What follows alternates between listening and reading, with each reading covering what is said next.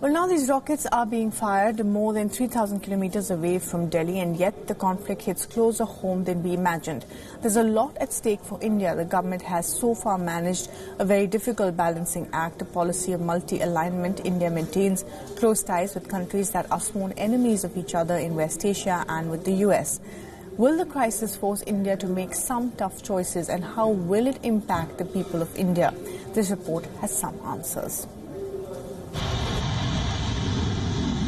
It is a challenging time in world politics. Global alliances are being rebuilt. New rules of engagement are being written.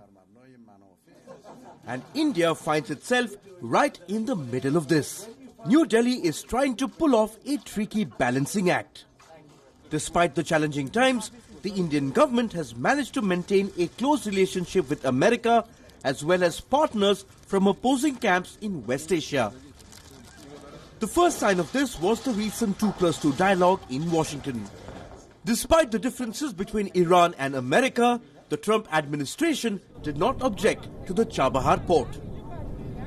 I'm very grateful to Secretary Pompeo for reiterating the US government's support to the Chabahar project, which will immensely benefit Afghanistan.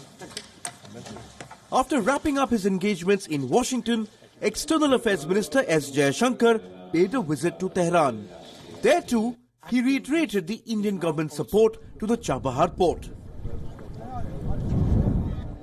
While New Delhi has been able to protect its investment in Iran so far, it now confronts a challenge.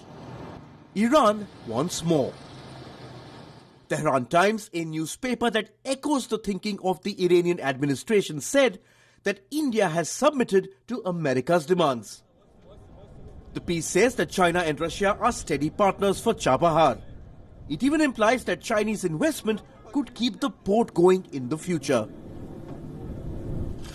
India has long enjoyed a stable relationship with Iran and Saudi Arabia, a position that gives New Delhi an advantage if it wants to orchestrate a peace dialogue between the two camps in West Asia. History goes to show that India has found ways to settle its differences with Iran. India had voted against Iran at the IAEA.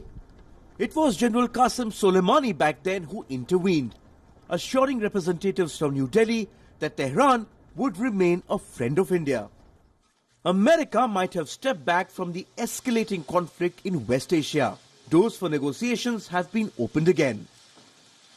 Iran's Foreign Minister Mohammad Javad Zarif is due to travel to India next week. There is an opportunity for India to make a pitch for a role in the peace dialogue. Bureau Report, WION, World is One.